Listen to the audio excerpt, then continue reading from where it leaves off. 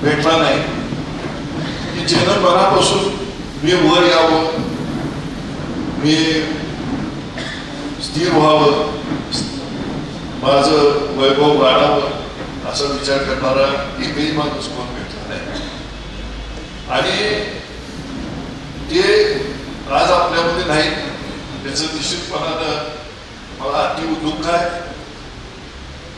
परंतु आज जे काय थोडंफार माझ्या पाठीमागे जे वलय आहे त्याच्यामध्ये सर्वस्वी श्रेय कुणाचं असेल तर ती आदरणीय फडणवीस साहेबांचं.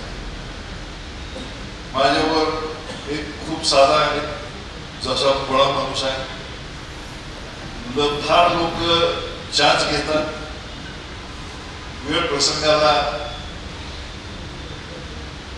खोटं बोलतात, माझ्याविषयी खोट्या कल्पकथा मांडतात.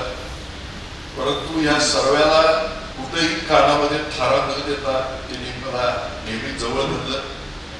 एवढ्या जवळचं माझं तरी या जिल्ह्यामध्ये कोणी नव्हतं आणि मला नाही वाटत तेवढं जवळ कोण आम्हाला या जिल्ह्यामध्ये धरलं.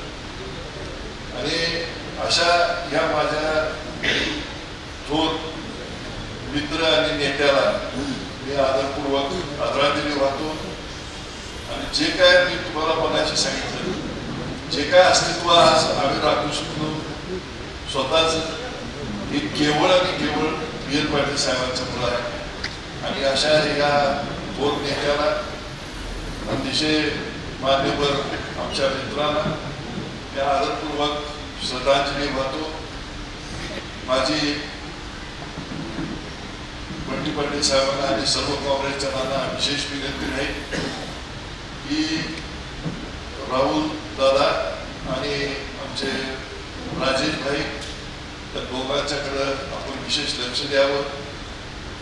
त्यांना कसं स्थापित करता येईल हे बघावं.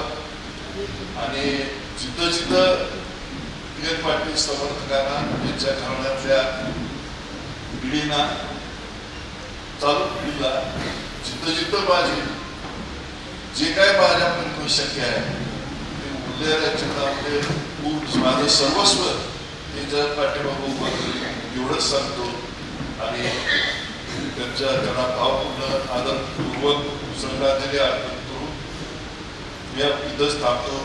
जय हिंद, जय महाराष्ट्र.